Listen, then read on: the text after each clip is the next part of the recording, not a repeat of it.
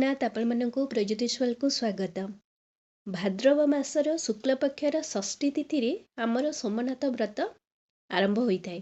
ଆଉ ତାର ଉଦ୍ଯାପନା ଆଶ୍ୱିନ ମାସର ଶୁକ୍ଲପକ୍ଷର ଦଶମୀ ତିଥିରେ ହେଇଥାଏ, ଯେଉଁଦିନ ଆମର ଦଶହରା ପଡ଼ିଥାଏ। ତ ଭାଦ୍ରବ ମାସର ଶୁକ୍ଲପକ୍ଷର ଷଷ୍ଠୀ ତିଥି ଆମର 29 ଅଗଷ୍ଟ ଶୁକ୍ରବାର ଦିନ। ତ 29 ଅଗଷ୍ଟ ଶୁକ୍ରବାର ଦିନ ଆମର ଦେଖନ୍ତୁ ଷଷ୍ଠୀ ଓଷା ସହିତ ସୋମନାଥ ବ୍ରତ ଆରମ୍ଭ ହେଉଛି। ତ ସୋମନାଥ ବ୍ରତ ଯଦି ଆପଣ କରୁଛନ୍ତି, ବିଶେଷ କରି ପିଲାମାନଙ୍କର ମଙ୍ଗଳ କାମନା ପାଇଁ କି ନିଜର କୌଣସି ମନୋକାମନା ଯଦି ରହୁଛି କି ଧନ ଆୟୁ ଯଶ ପାଇଁ ମଧ୍ୟ ସୋମନାଥ ବ୍ରତ କରାଯାଇଥାଏ। ସୋମନାଥ ବ୍ରତ ଭଗବାନ ଶିବଙ୍କୁ ସମର୍ପଣ କରାଯାଇଥାଏ। ଏହି ବ୍ରତଟି ଉଭୟ ଆକ୍ଚୁଆଲି କହିବାକୁ ଗଲେ ସ୍ତ୍ରୀ ମାନେ ମହିଳାମାନେ ହିଁ କେବଳ କରିଥାନ୍ତି, କିନ୍ତୁ ସେମିତି କିଛି ନାହିଁ ଯେ ପୁରୁଷମାନେ କରିପାରିବେ ନାହିଁ। ପୁରୁଷ ଏବଂ ସ୍ତ୍ରୀ ଉଭୟ ଏହି ବ୍ରତଟି କରିପାରିବେ।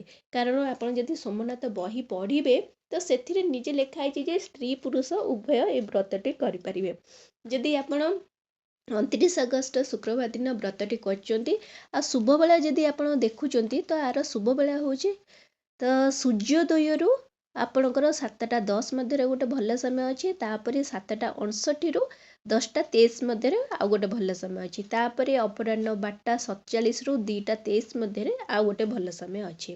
ଯଦି ଆପଣ ଉଦ୍ଯାପନା କରୁଛନ୍ତି ଆଶ୍ୱିନ ମାସର ଶୁକ୍ଲପକ୍ଷର ଦଶମୀ ଦଶହରା ଦିନ, ସେଦିନ ଆପଣଙ୍କ ସୋମନାଥ ବ୍ରତର ଉଦ୍ଯାପନା, ତ ସେଦିନ ଆପଣ ଯଦି ଦେଖୁଛନ୍ତି ଶୁଭବେଳା, ତାହେଲେ ଆପଣଙ୍କ ସକାଳ ସୂର୍ଯ୍ୟୋଦୟରୁ ଆପଣଙ୍କର 7ଟା18 ମଧ୍ୟରେ, ତାପରେ 1ଟା43ରୁ 3ଟା19 ମଧ୍ୟରେ ଆଉ ଗୋଟେ ସମୟ ଅଛି। ଦେଖନ୍ତୁ ସୋମନାଥ ବ୍ରତ ଯେଉଁଦିନ ଆରମ୍ଭ ହେଉଛି ତ ସେଇଟା ସୋମନାଥ ବ୍ରତ ଅଲଗା, ଆଉ ଗୋଟେ ଲେଖା ହେଇଛି ଷଷ୍ଠୀ ଓଷା। ଷଷ୍ଠୀ ଓଷା ସେ ଅଲଗା। ଷଷ୍ଠୀ ଓଷା ଆପଣଙ୍କର ରାତିରେ ହୁଏ, ସୋମନାଥ ବ୍ରତ ଆପଣଙ୍କର ସକାଳେ ବା ଆପଣଙ୍କ ଦିନ ବେଳା ହୋଇଥାଏ।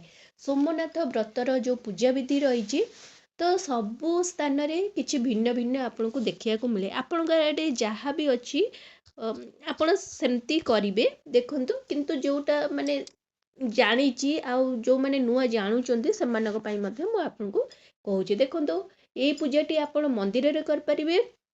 ଯଦି ଆପଣ ବାହାରେ ରହୁଛନ୍ତି ତ ତାହେଲେ ଯଦି ସେମିତି କିଛି ସୁବିଧା ନାହିଁ, ତ ଆପଣ ଘରେ କି ପୂଜା ଘରେ ଆପଣଙ୍କର ସ୍ଥାନ ଦେଖି ପୂଜା ଘରେ ମଧ୍ୟ କି ଘରର କୌଣସି ସ୍ଥାନରେ ଆପଣ ମଧ୍ୟ এই ପୂଜାଟି କରିପାରିବେ। ତ ଆପଣ ନିଜେ এই ପୂଜାଟି କରିପାରିବେ, ନହେଲେ ବ୍ରାହ୍ମଣଙ୍କ ଦ୍ୱାରା ମଧ୍ୟ এই ପୂଜାଟି କରିପାରିବେ। ସେମିତି କିଛି ନାହିଁ ଯେ ମୋତେ ବ୍ରାହ୍ମଣଙ୍କ ଦ୍ୱାରା ହିଁ କରିବାର ଅଛି। ଆପଣଙ୍କୁ ଯାହା ସୁବିଧା ଲାଗିବ ତ ଆପଣ ସେଇ ଅନୁସାରେ କରିପାରିବେ। କିନ୍ତୁ ଆପଣ ମନେ ରଖିବେ, ପୂଜା ଶେଷ ନ ହେବା ପର୍ଯ୍ୟନ୍ତ ଉପବାସ ରହିବେ, ଖାଇବେ ନାହିଁ କି ପାଣି ପିଇବେ ନାହିଁ। ତ ପୂଜା ପୂର୍ବ ଦିନରୁ ଭଲ ଭାବରେ ଘର ଧୁଆପୋଛା କରିଦିଅନ୍ତୁ। ଆଉ ପୂଜାର ସ୍ଥାନକୁ ମଧ୍ୟ ଆପଣ ଗୋମୟରେ ଟିକେ ପୋଛି ଦିଅନ୍ତୁ, ଧୁଆପୋଛା କରିଦିଅନ୍ତୁ। ପୂଜା ଦିନ ସୋମନାଥ ବ୍ରତ ଦିନ ଆପଣ କ'ଣ କରିବେ, ଯେଉଁ ସ୍ଥାନରେ ପୂଜା କରିବେ ସେଇ ସ୍ଥାନରେ ଟିକେ ଚିତା ପକାଇଦେବେ। ତାପରେ ଆପଣ କ'ଣ କରିବେ, ତା ପୂର୍ବରୁ ଯେତିକି ପୂର୍ବ ପ୍ରସ୍ତୁତି ଅଛି ସବୁ ସାରିଦେବେ। ଆପଣ କ'ଣ କରିବେ, ଗୋଟେ ପିଢ଼ା ନେବେ। ସେଇ ପିଢ଼ାରେ ଆପଣ କ'ଣ କରିବେ, ଗୋଟେ ନାଲି କନା ବିଛେଇ ଦେବେ। ତାପରେ ଆପଣ କଳସ ସ୍ଥାପନା କରିବେ, ସଂକଳ୍ପ ନେବେ।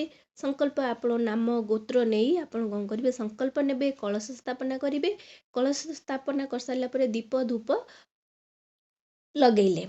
ତାପରେ ଆପଣ କ'ଣ କରିବେ, ଆପଣଙ୍କ ପାଖରେ ଯଦି ଶିବ ପାର୍ବତୀଙ୍କର ଫଟୋ ଅଛି କି କୌଣସି ପ୍ରତିମୂର୍ତ୍ତି ଅଛି, ଆପଣ କ'ଣ କରିବେ, ଶିବ ପାର୍ବତୀଙ୍କ ଫଟୋକୁ ଟିକେ ପଞ୍ଚାମୃତରେ ସ୍ନାନ କରିଦେବେ। ଟିକେ ଶୁଦ୍ଧ ଜଳରେ ସ୍ନାନ କରି ଆପଣ କ'ଣ କରିବେ, ଯେଉଁଠି ପିଢ଼ା ଅଛି ତ ପିଢ଼ା ଉପରେ ତାଙ୍କୁ ବସେଇବେ।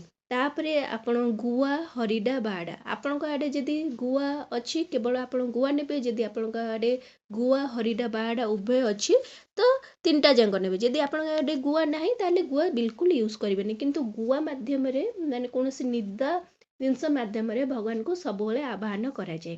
ତ ଗୁଆ, ହରିଡ଼ା, ବାହାଡ଼ାକୁ ଆପଣ କ'ଣ କରିବେ, ପଞ୍ଚାମୃତ ଆଉ ଶୁଦ୍ଧ ଜଳରେ ଟିକେ ଧୋଇଦେବେ। ତାପରେ ସେଇ ପ୍ରତିମା ପାଖରେ ଆପଣ ରଖିବେ। ତାପରେ ଗୋଟେ 10 କ୍ଷୀର, ଏଠି ସୋମନାଥ ବ୍ରତର ମେନ୍ ଜିନିଷ ହେଉଛି 10ଟି ଜିନିଷ ସବୁବେଳେ ଲାଗେ। ତ 10 ଘିଅ ବ୍ରତ ଦଶକ୍ଷୀୟ ଯେଉଁ ସୂତା ରହୁଛି ସେଇ ସୂତାରେ ଗୋଟେ ବ୍ରତ ହୁଏ ଯେମିତିକି ଆମ ସୁଦଶା ବ୍ରତ। ତ ସେଇ ବ୍ରତଟି ଆପଣ ଧଳା ରଙ୍ଗର ହେଇଥିବ, ହଳଦିଆ କି ନାଲି ରଙ୍ଗର ୟୁଜ୍ କରାଯାଏ ନାହିଁ। ତ ଧଳା ରଙ୍ଗର ବ୍ରତକୁ ଆପଣ ଟିକେ ପଞ୍ଚାମୃତ ଟିକେ ଧୋଇଦେବେ, ତାପରେ ଶୁଦ୍ଧ ଜଳ ଟିକେ ଧୋଇ ସାରିଲା ପରେ ସେଇଠି ଭଗବାନଙ୍କ ପାଖରେ ଶିବ ପାର୍ବତୀଙ୍କ ପାଖରେ ରଖିବେ। ରଖି ସାରିଲା ପରେ ତାପରେ ଭଗବାନଙ୍କୁ 10 ପ୍ରକାର ଫୁଲ ଦେବେ। ତାପରେ ଆପଣ 10ଟି ଦୁବ, 10ଟି ଅରୁଆ ଚାଉଳ ଏସବୁ ଦେବେ। ଆଉ 10 ଯେଉଁ ମାନେ ଆପଣ ବ୍ରତ ମାନେ କଲେ ସେଇ ବ୍ରତରେ ଆପଣ କ'ଣ କରିବେ, 10ଟି ଗଣ୍ଠି ପକେଇବେ। ଠିକ୍ ଅଛି। ତାପରେ ଆପଣ କ'ଣ କରିବେ, ଚନ୍ଦନ ସିନ୍ଦୁର ଯେମିତି ପଞ୍ଚୋପଚାର ବିଧିରେ ପୂଜା କରିବେ, ଦୀପ ଧୂପ ଲଗେଇବେ। ତାପରେ ବ୍ରତଟି ଆପଣ ବ୍ରତର ଯେଉଁ ବହି ଖାତା ପଢ଼ିବେ। ତାପରେ ଆପଣ ଭୋଗ ଲଗେଇବେ, ନୈବେଦ୍ୟ ଲଗେଇବେ। ନୈବେଦ୍ୟରେ ଆପଣ ଫଳମୂଳ ଯାହା ବି ଆପଣଙ୍କର 10 ପ୍ରକାରର ହେଇଥିବ ଫଳମୂଳ, ନଡ଼ିଆ ହେଲା, କଦଳୀ ହେଲା, ତ ଏଇସବୁ ଜିନିଷ ଆପଣ କ'ଣ କରିବେ, 10 ପ୍ରକାର ଫଳ ଆପଣ ଲଗେଇବେ। ଲଗେଇ ସାରିଲା ପରେ ପୂଜା ଶେଷ କରିସାରିଲା ପରେ ଝୁଣା କର୍ପୂରରେ ଆଳତି କରିବେ। ତାପରେ ଆପଣ କ'ଣ କରିବେ, ତାପରେ ଆପଣ ସେଇ ଯେଉଁ ବ୍ରତଟି ଅଛି ବ୍ରତଟି କ'ଣ କରିବେ, ପୁରୁଷମାନେ ତାଙ୍କର ଡାହାଣ ବାହୁବନ୍ଧରେ, ମହିଳାମାନେ ତାଙ୍କର ବାମ ବାହୁବନ୍ଧରେ ବାନ୍ଧିବେ। ତାପରେ ଆପଣ କ'ଣ କରିବେ, ଆପଣ ଠାକୁରଙ୍କର ପ୍ରସାଦ ପାଇପାରିବେ। କିନ୍ତୁ ସେଇଦିନ ଆପଣ ଅନ୍ନ ଭୋଜନ ବିଲକୁଲ କରିବେନି, ପଣା ଫଳମୂଳ ଖାଇ ରହିବେ। ତାପରେ ସନ୍ଧ୍ୟା ହେବା ପୂର୍ବରୁ ଆପଣ ଯେଉଁ ହାତରେ ବ୍ରତଟି ଥିବ, ବ୍ରତଟି ଆପଣ କ'ଣ କରିବେ, ଖୋଲିକରି ଆପଣଙ୍କ ଠାକୁର ଘରେ ରଖିଦେବେ। ଆପଣଙ୍କର ଯଦି ଗୁଆ ହରିଡ଼ା ବାଡ଼ା ମାନେ ପୂଜା କରୁଛନ୍ତି ତ ସେଇଟା କ'ଣ କରିବେ, ଆପଣ ଆପଣଙ୍କ ଘରେ ରଖିଦେବେ, ଠାକୁର ଘରେ ଯେମିତି ରଖିବା କଥା ରଖିଦେବେ। ରଖି ସାରିଲା ପରେ ଅନ୍ୟ ଯାହା ବି ଜିନିଷ ଅଛି ଆପଣ ଯେମିତିକି ଫଳମୂଳ ଯଦି କିଛି ବଞ୍ଚିଗଲା କି କ'ଣ ହେଲା ତ ସେଇଗୁଡ଼ା ଆପଣ ବିସର୍ଜନ ସନ୍ଧ୍ୟା ପୂର୍ବରୁ କରିପାରିବେ, ନହେଲେ ତା ପରଦିନ ଆପଣ କରିପାରିବେ। ଏଇଟା ହେଲା ପୂଜା, ମାନେ ପ୍ରଥମ ପୂଜା ଯେଉଁଦିନ ଆରମ୍ଭ ହେଉଛି, ଯେଉଁଦିନ ଉଦ୍ଯାପନା ତିଥି। ଠିକ୍ ଅଛି। ଉଦ୍ଯାପନା ତିଥିରେ ଦେଖନ୍ତୁ, ମୁଁ ଆପଣଙ୍କୁ ଯେମିତି କହିଲି ପ୍ରଭୁଙ୍କୁ ପୂଜା କରିବାର ଅଛି, ତ ଆପଣ ସେମିତି ପୂଜା କରିବେ। ପଞ୍ଚୋପଚାର ବିଧିରେ ତାଙ୍କୁ ସ୍ନାନ କରାଇଦେବେ, ତାଙ୍କୁ 10ଟି ଫୁଲ 10ଟି ଫଳ ଦେବେ। ତାପରେ 10ଟି ଦୁବ, 10 ବରକୋଳି ପତ୍ର, ତାପରେ 10ଟି ଅରୁଆ ଚାଉଳ ଆପଣ ଦେବେ, ଅର୍ପଣ କରିବେ। ଯେଉଁ ଗୁଆ ହରିଡ଼ା ବାଡ଼ା ଆପଣ ପୂଜା କରିଥିଲେ ସେଇ ଗୁଆ ହରିଡ଼ା ବାଡ଼ା ପୁଣି ପୂଜା କରିବେ। ସେଇ ବ୍ରତଟି ପୁଣି ଆପଣ ସେଇଠି ପ୍ରଭୁଙ୍କ ପାଖରେ ରଖିବେ। ଆପଣ କ'ଣ କରିବେ, ଏଠି ଯେଉଁଦିନ ଉଦ୍ଯାପନା ଦିନ, ତ ସେଦିନ ଆପଣ ଦେଖନ୍ତୁ ବହିରେ ମଧ୍ୟ ଲେଖା ହେଇଛି 10ଟି କୁଷ୍ମାଣ୍ଡ ଫୁଲ। କୁଷ୍ମାଣ୍ଡ ଫୁଲର ଅର୍ଥାତ୍ ହେଉଛି ପାଣି କଖାରୁ ଫୁଲ। ତ ଚେଷ୍ଟା କରିବେ 10ଟି କୁଷ୍ମାଣ୍ଡ ଫୁଲ ସେଦିନ ଅର୍ପଣ କରିବା ପାଇଁ। ଯଦି ମିଳୁନାହିଁ ତ କିଛି କରିହେବନି, କିନ୍ତୁ ଆପଣ ସେଦିନ 10 ପ୍ରକାର ଫୁଲ, 10 ପ୍ରକାର ପାଣି କଖାରୁ ଫୁଲ, 10ଟି ଦୁବ, 10ଟି ଅରୁଆ ଚାଉଳ, 10ଟି ବରକୋଳି ପତ୍ର ମଧ୍ୟ ଆପଣ ଅର୍ପଣ କରିବେ। 10ଟି ଫଳ ମଧ୍ୟ ଅର୍ପଣ କରିବେ। ତା ସହିତ ବହିପାଠ କରିବେ। 10ଟି ଆପଣ କାକେରା ମାନେ ଛଣା ମଣ୍ଡା ପିଠା ଆପଣ ମଧ୍ୟ ନୈବେଦ୍ୟରେ ଲଗେଇବେ। ମଣ୍ଡା ପିଠା କେଉଁଥିରେ ହେବ, ଗହମ କିମ୍ବା ଶାରଦ ଚାଉଳ ଚୂନାରେ ଆପଣ କ'ଣ କରିବେ, ମଣ୍ଡା ପିଠାଟେ କରିବେ। ସେଥିରେ 10ଟି ପୁର ମାନେ 10ଟି ଦ୍ରବ୍ୟ ମିଶାଇ ପୁର କରିବେ, ଯେମିତିକି ଛେନା, ଗୁଡ଼, କ୍ଷୀର, ମହୁ, ନଡ଼ିଆ, ଗୋଲମରିଚ, କର୍ପୂର, ଅଦା ଛେଚା, ଏସବୁ ଏମିତି ଘିଅ ଟିକେ ପକେଇବେ। ତ ଏସବୁ ମିଶାଇ ଆପଣ 10 ପ୍ରକାର ପୁରରେ 10ଟି ଛଣା ମଣ୍ଡା ପିଠା କରିବେ। ସେଇ ମଣ୍ଡା ପିଠାର ଭୋଗ ଆପଣ କ'ଣ କରିବେ, ସେଇଦିନ ଯେମିତି ହେଲେ ଠାକୁରଙ୍କୁ ଲଗେଇବେ, କାରଣ ସେଇଟା ତାର ବିଧି। 10ଟି କାକରାରେ ଭଗବାନ ଉଦ୍ଯାପନା ହେଇଥାନ୍ତି। ଆପଣ କ'ଣ କରିବେ, ପୂଜା ଶେଷ ହେଇସାରିଲା ପରେ ବ୍ରତର ବହି କଥା ପଢ଼ିବେ। ତାପରେ ଯେଉଁମାନେ ବ୍ରତ ବାନ୍ଧିବା କଥା ତ ବ୍ରତ ବାନ୍ଧିବେ। ପୁଣି ଥରେ ତାପରେ ଆପଣ କିଛି ଖାଇପାରିବେ, କିନ୍ତୁ ସେଦିନ ମନେ ରଖିବେ ଯେ ଅନ୍ନ ଭୋଜନ କରିବେ ନାହିଁ। ଆଉ ଯେଉଁ ଆପଣ ମଣ୍ଡା ପିଠା ଛଣା ମଣ୍ଡା ପିଠା କରିଛନ୍ତି ତାକୁ ଅଧା ବ୍ରାହ୍ମଣଙ୍କୁ ଆଉ କିଛି ଆପଣ ଛୋଟ ଛୁଆ ହେଲା ତାଙ୍କୁ ଦାନ କରିବେ। ଆଉ ଯେତିକି ରହିଲା ଆପଣ ସେଟା ଖାଇପାରିବେ, କିନ୍ତୁ ଆପଣ ପଣା ଫଳମୂଳ ଖାଇବେ, କିନ୍ତୁ ଆପଣ ଅନ୍ନ ଭୋଜନ କି ବାହାର ଜିନିଷ କିଛି ବି ଖାଇବେ ନାହିଁ। କେବଳ ଠାକୁରଙ୍କର ଭୋଗ ଆଉ ପଣା ଫଳମୂଳ ଖାଇ ଆପଣ ସେ ଦିନଟା ରହିବେ। ପୂଜା ଯେପର୍ଯ୍ୟନ୍ତ କରିନଥିବେ ସେ ପର୍ଯ୍ୟନ୍ତ ପାଣି ପିଇବେ ନାହିଁ। ଯେମିତି ଆପଣଙ୍କ ସନ୍ଧ୍ୟା ହେବ, ସନ୍ଧ୍ୟା ପୂର୍ବରୁ ଆପଣ କ'ଣ କରିବେ, ସେଇ ବ୍ରତଟି ପୁଣି ଥରେ ଖୋଲିଦେବେ। ଆପଣ ସେଇଦିନ ବ୍ରତ ଗୁଆ ହରିଡ଼ା ବାଡ଼ା ବିସର୍ଜନ କରିପାରିବେ।